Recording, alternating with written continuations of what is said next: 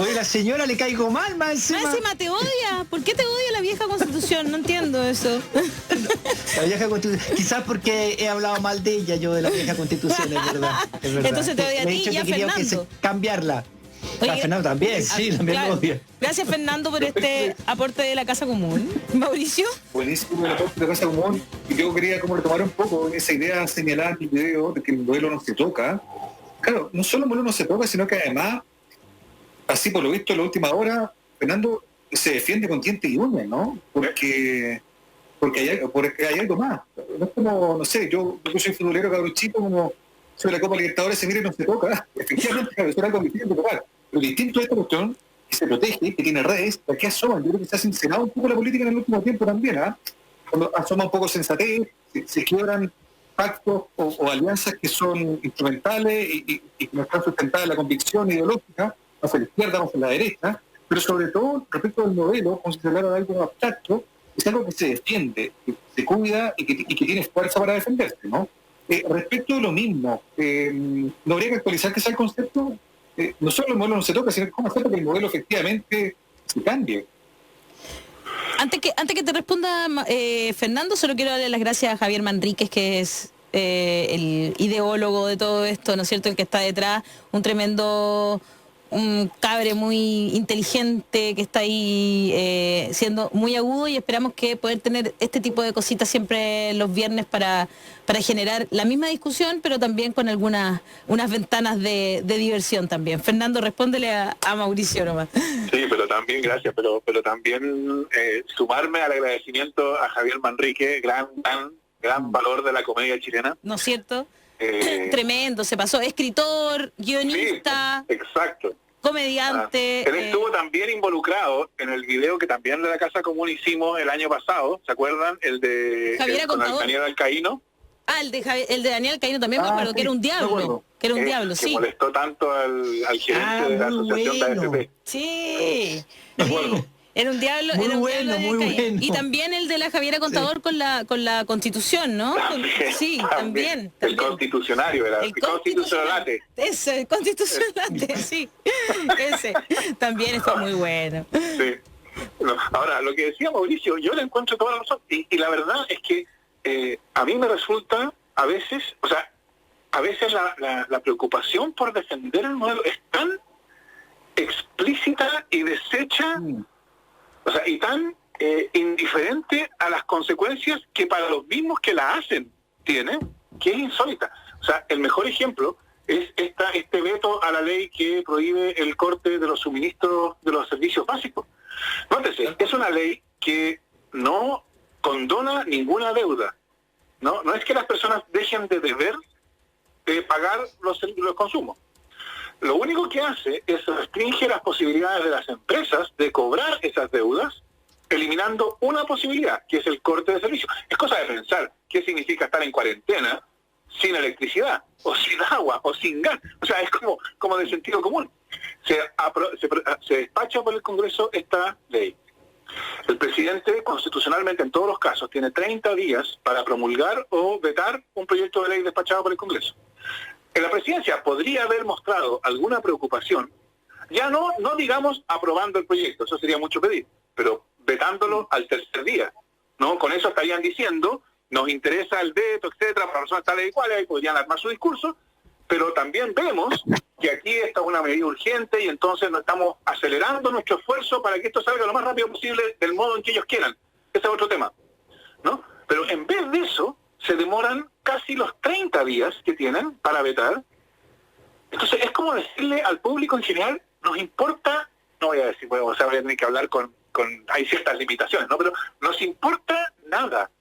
O sea, nos es totalmente indiferente la situación en la cual se encuentran las personas a las cuales este proyecto quiere. Entonces, a mí me sorprende, como te digo, ya a estas alturas, no me sorprende que este gobierno defienda el modelo, ¿no? O sea, yo creo que ya es hora que empecemos a ver esto como un gobierno que defiende ciertos intereses de clase.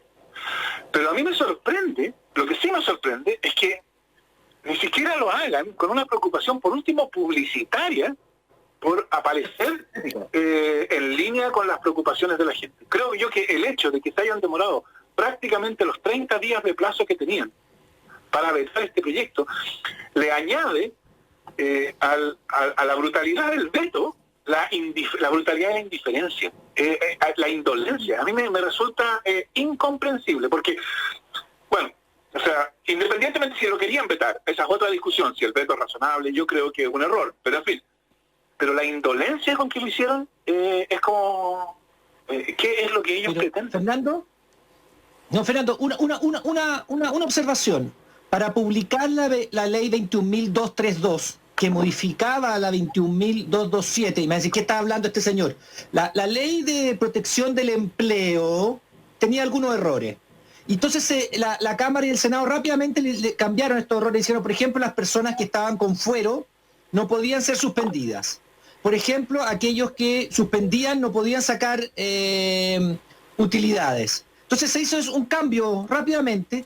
Se demoró más de 25 días en promulgar y publicar esa ley. Es lo mismo, en el mismo sentido. La 21.232 que modificaba, se demoró más de 25 días hacia el casi al borde de caer fuera de la legalidad. ¿Por qué? Porque beneficiaba a los trabajadores. Es lo mismo. O sea, es que es increíble, porque da la impresión de que estuvieran toreando a la gente. Claro. Sí, seguro. Sin ninguna consideración estética de cómo se ve. A mí eso me sorprende también, Fernando. Yo lo decíamos un rato cuando estábamos hablando, ni siquiera por cálculo político, ni siquiera por una cosa de que se vea bien públicamente. Tienen la salvedad de poder mostrarse como al menos en sintonía o alineados con la gente. Por eso es que la pregunta es, yo creo que esto solo refleja un poco lo que te decía hace un rato, como que el modelo no solo no se toca, sino que el modelo se defiende con diente y uña.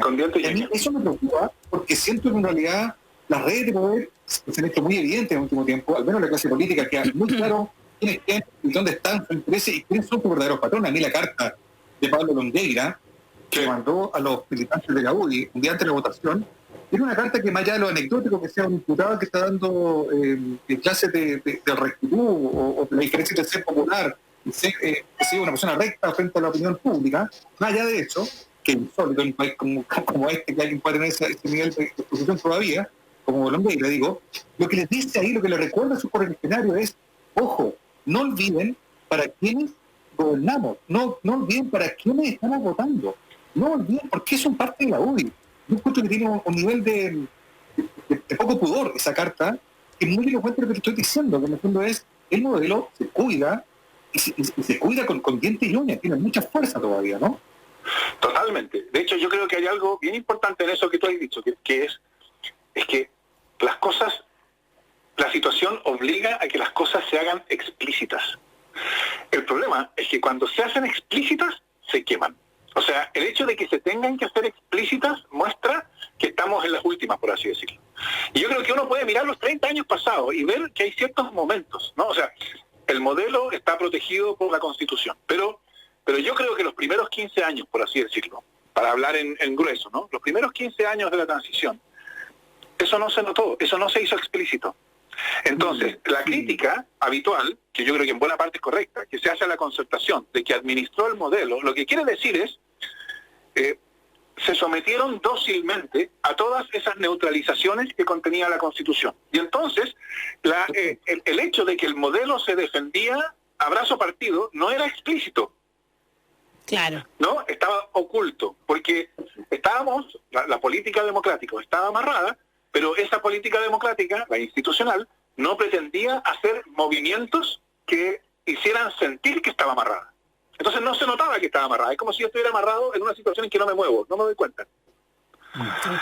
Yo creo que el punto final de esa lógica fue la reforma constitucional de 2005, lo que iba a ser la nueva Constitución. Y el desengaño con la nueva Constitución fue el darse cuenta de que estábamos amarrados, de que la política democrática estaba amarrada.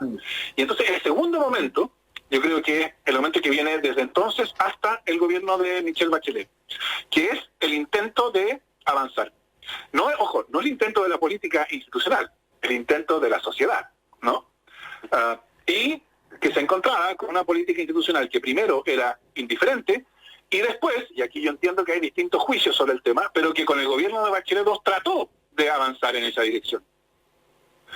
Así es. ¿Qué es lo que nos enseñó, qué es lo que le enseñó a la Gallada el gobierno de Bachelet II lo que le enseñó es que esta política institucional no permite cambios significativos al modelo. Porque fíjense ustedes, al principio del gobierno de Bachelet II estaban dentro de lo que uno puede pedirlo, todas las condiciones. Bachelet había tomado estas demandas del movimiento social. El movimiento social ya había aprendido que no podía apoyarla directamente, porque ya había aprendido que no tenía nada que esperar de la política institucional, pero las demandas estaban ahí y estaban en el centro del programa. Ganó la elección presidencial con más del 60%, ganó mayoría en ambas cámaras del Congreso. Entonces uno habría dicho al principio, ahora sí, esta la podemos hacer.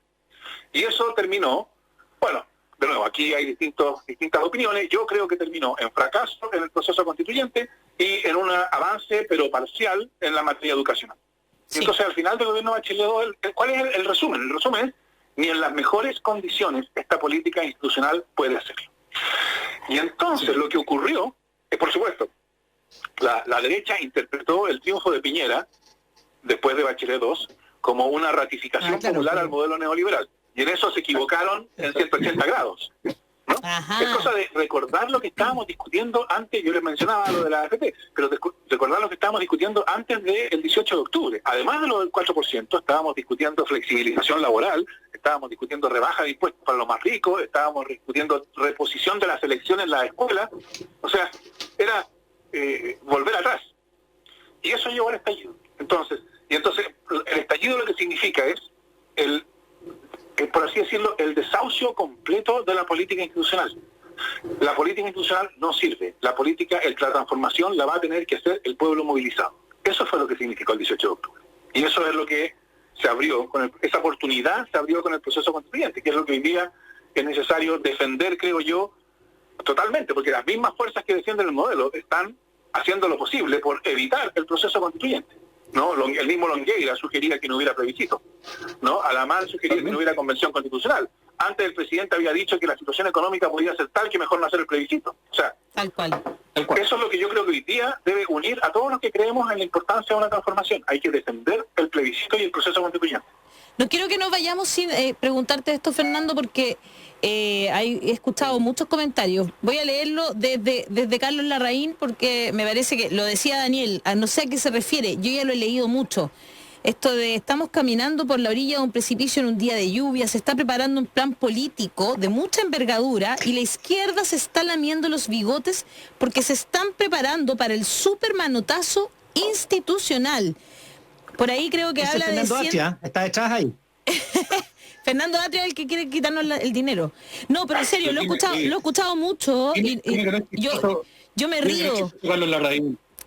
Por eso yo me río de Carlos Larraín, pero me río un poco nomás, porque después lo escucho de otras personas también y lo leo por ahí, que la izquierda lo que quiere es quedarse con estos millones de las AFP y apropiárselos para expropiárselos a las personas, cuando yo no he leído nada de eso en el proyecto, pero me gustaría que tú respondieras a eso, Fernando, a esta conspiración bolchevique, cubano-venezolana. Tú eres parte de la conspiración, Fernando. Claro. Sí, de hecho tengo que irme porque tengo una reunión luego de los conspiradores.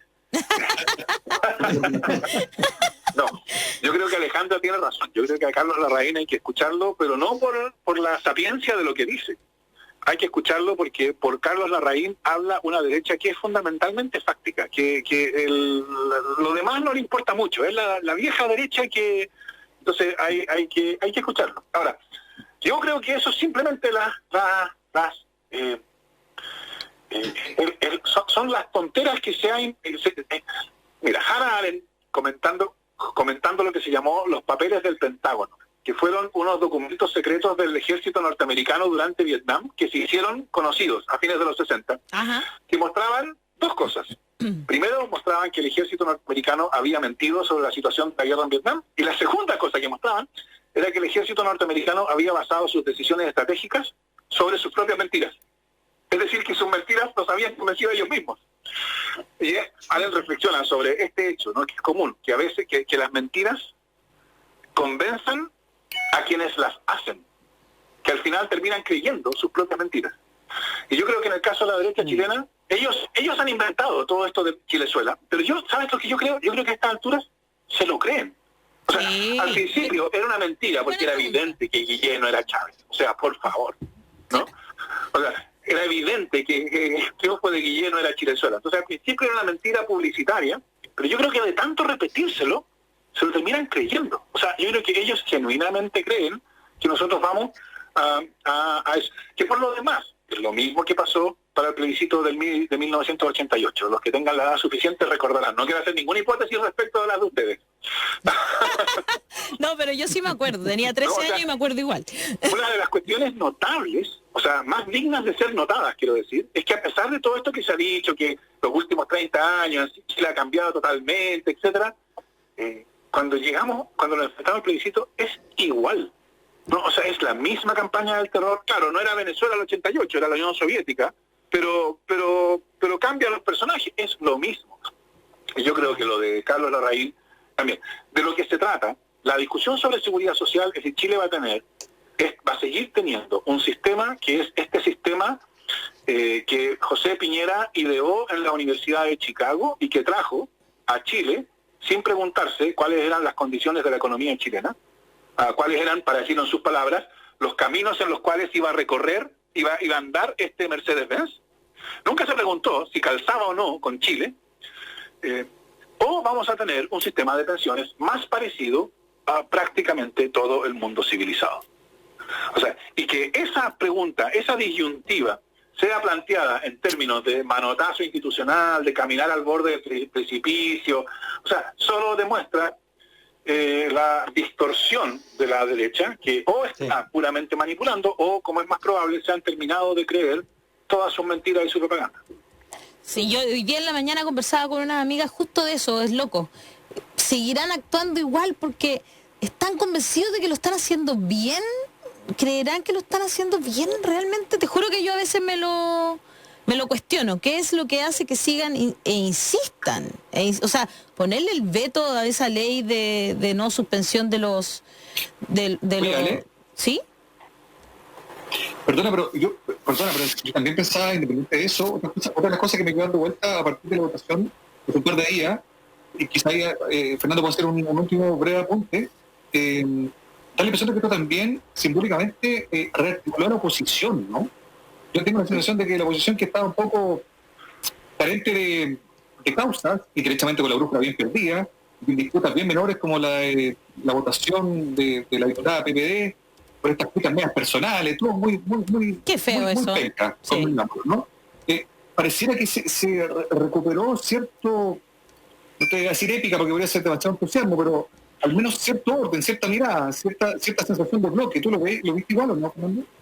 Totalmente, Mauricio. Yo creo que es una cuestión, es una observación súper aguda y que yo creo que es bien interesante para el futuro, porque, o sea, la oposición estaba en un estado tan lamentable de que también teniendo mayoría en la Cámara de Diputados, la presidencia de la Cámara de Diputados la tiene la derecha. O sea, era ya metiéndose goles, autogoles, Claro. total. O sea, uno pensaba, ¿cómo es posible que no sean capaces de hablar las cosas? Exacto. Y esto produjo ordenamiento. Y eso eso deja una enseñanza. Y es que el ordenamiento de la oposición no va a venir por sus tratativas o negociaciones parlamentarias. No son sus conversaciones en el Parlamento. Ese ordenamiento no se produce en el Parlamento. Ese ordenamiento se produce en la medida en que la política que ocurre en el Parlamento, la política institucional, se deja interpelar por la sociedad. Cuando eso pasa, como desde la sociedad lo que viene es una demanda reconocible, cuando la política se deja interpelar, entonces esa demanda lo que produce es al nivel institucional ordenamiento.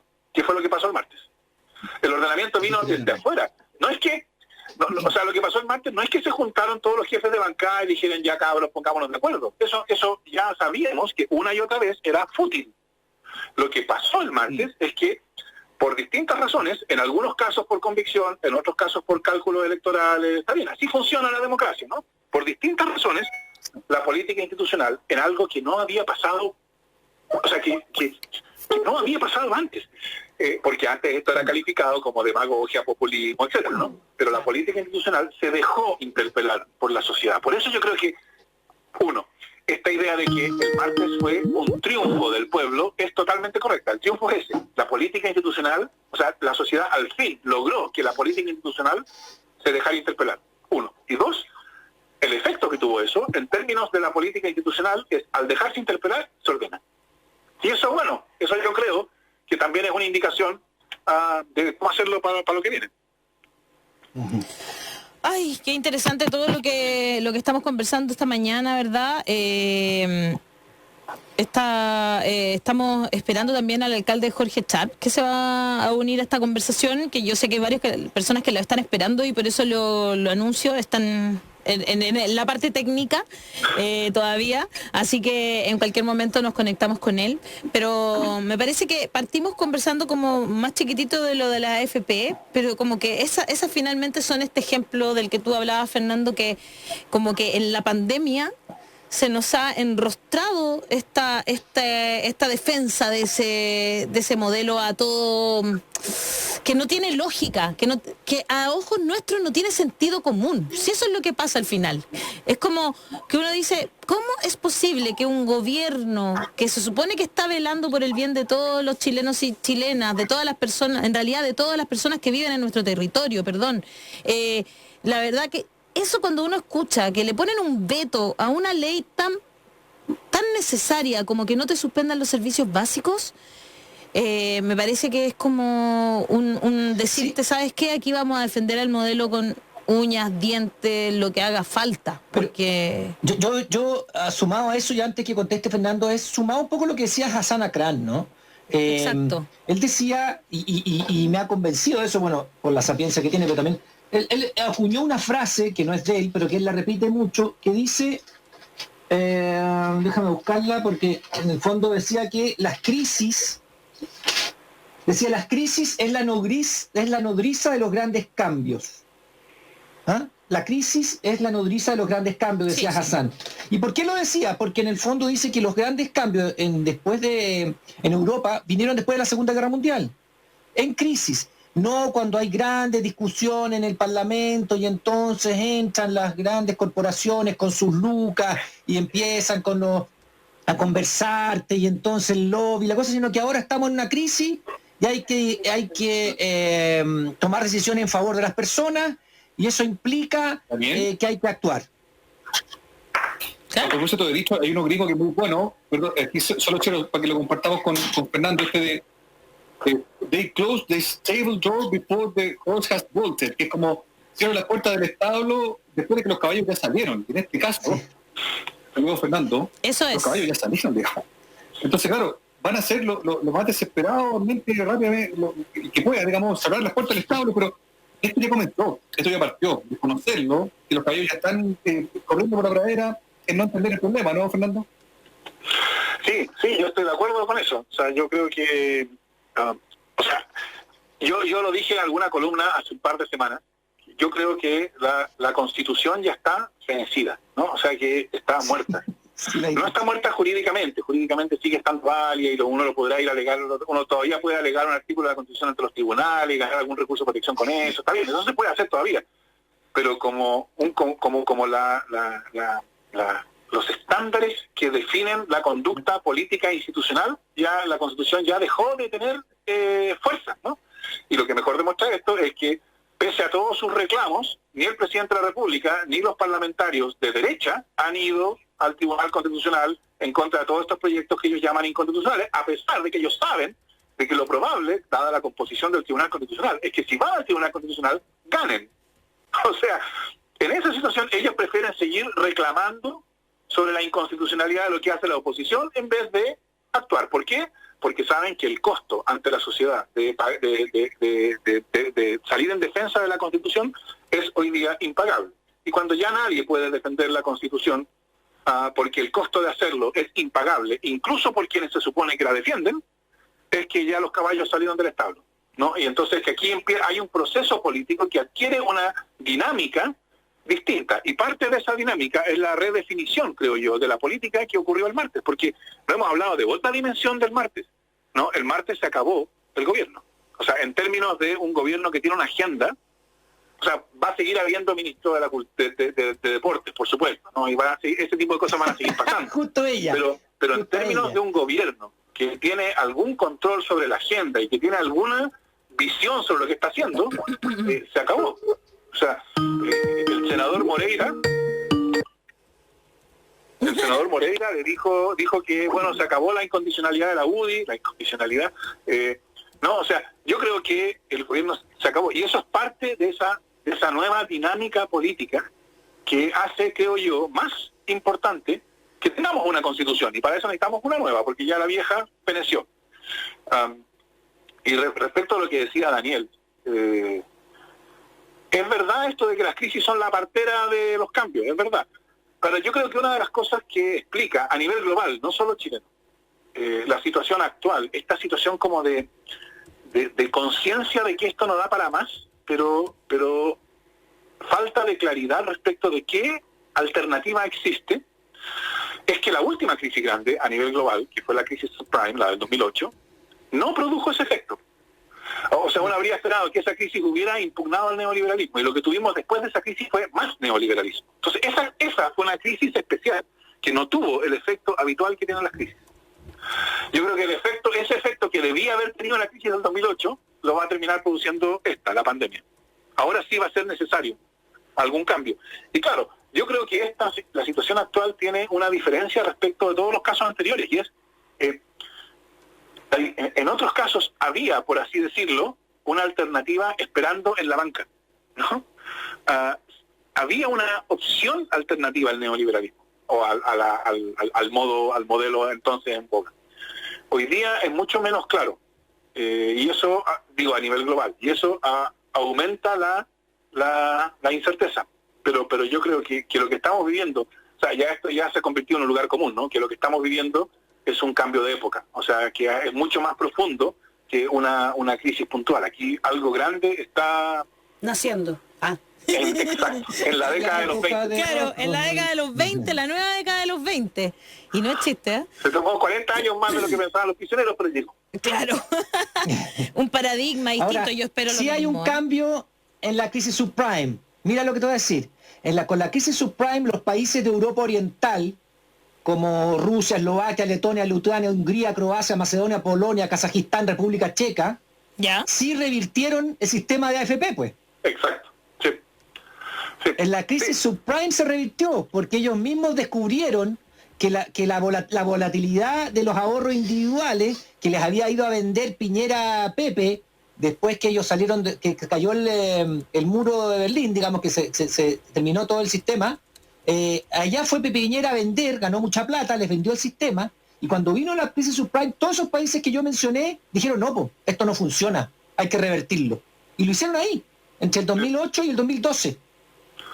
De hecho, en los años, 30 años anteriores a eso, algo así como 30 o 35 países habían recorrido el camino hacia sistemas de capitalización individual. Hoy día, la mayoría, no todos, pero la mayoría de esos países vienen de vuelta. Chile no puede. 18. Chile no. Es que hay un informe de la OIT. Hay un informe de la OIT que me mandé, ahí me leí. Eran 30 los que fueron para allá, 18 ya volvieron y otros están pensando volver. Claro, exacto. Oye, bueno, son las cosas que estamos conversando esta mañana y que tienen y que son lo que está detrás de toda esta campaña del terror también que están comenzando a hacer sobre las AFP. Las cartitas. Sí, pues las cartas, o sea, la campaña del terror en televisión también. Entiendo que, Mauricio, ¿tienes que salir un rato? Sí, tengo una emergencia doméstica con mi hija de 3 años. Vaya nomás. Sí, la niña es más importante que el aire. Yo sé que el aire es sagrado, pero la niña de es pandemia, más... la domesticidad irrumpe. Exacto. Los niños primero, aquí sí. Vaya nomás. Aquí... Los niños primero aquí sí, y no lo digo por cualquier cosa, lo digo Por porque suerte, de Mauricio verdad... no es de Bópoli. Exacto. No, lo digo porque... No, pero no te preocupes. Mauricio sale, entra Fernando H y se queda permanentemente. No, mira que Mauricio, conociéndolo, se la va a creer. Fernando, tú tienes que ir a una reunión, no sé si te estamos alargando mucho. No, Ya. esa reunión de conspiración sobre la conspiración de Vila Rey, ya logré cambiarla, no te preocupes. Muy bien. No, yo, ¿sabes por qué lo comentaba? Porque la Defensoría de la Niñez lamenta otro veto. Es que a eso quiero ir. Yo no sé si...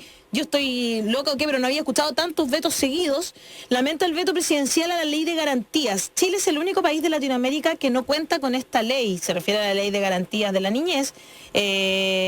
Entonces como que a ponerle el veto. le pusieron veto, ya se lo pusieron, le pusieron veto. La falta de este marco legal, dice Patricia Muñoz, solo perjudica las posibilidades de atender y proteger de manera efectiva a los niños, niñas y adolescentes que viven en Chile. Esta era una idea que había nacido y había sido aprobada ya en el Congreso y que es previa a la nueva institucionalidad que quieren crear alternativa al Sename. Pero Claro. sin esto es nuevamente, como decía Mauricio, dejar que los caballos se arranquen y cerrar la puerta después. Porque esto ya había pasado y ya habían dicho, lo habíamos conversado, ¿te acuerdas?, con la diputada Natalia Castillo, que sin esta institucionalidad no tiene mucho sentido lo que van a aprobar, porque es finalmente entregarle plata a los mismos centros que ya están, ¿no es cierto?, recibiendo Y a dinero y que ya privados, lo hicieron mal. entregarle Eso, plata a privados. centros privados que ya lo hicieron mal y lo van a seguir haciendo, no sé por qué lo van a hacer bien ahora. Entonces, de verdad es que bien este veto a lo mejor ha pasado más piola porque no tiene que ver con las necesidades inmediatas de la gente, pero si pensamos en nuestros niños, esto es bien fuerte. Tenemos que a Jorge Sharp, ¿lo tenemos ya? Es que no lo sé. ¿Sí? ¿Lo tenemos, Antonella? Sí, me está haciendo con el dedito así. Me imagino que está al teléfono. Quedémonos mientras los tres. Te invito también, Fernando, le puedes hacer las preguntas que quieras al alcalde.